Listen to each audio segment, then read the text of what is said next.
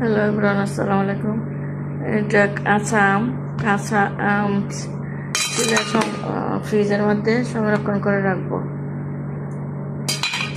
কয়েকদিন পরে তো আম পাবো না, কাঁচা আম। পরে ফ্রিজের মধ্যে সংরক্ষণ করে ডিপ ফ্রিজে ফ্রোজেন করে রাখবো।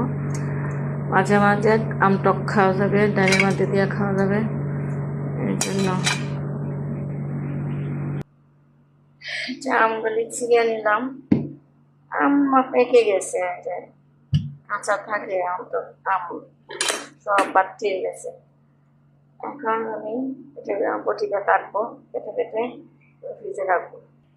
ওই যে অনেককে কাটিয়ে রাখছি, এখানে আছে। এটা ভর্তা বানাবো এটা দিয়ে। এগুলো এখন ফ্রোজেন করে রাখবো। মাঝে মাঝে এর জন্য টক বানাই, তো খুব মজা লাগে। এই যে আমগুলো এইভাবে রাখলাম,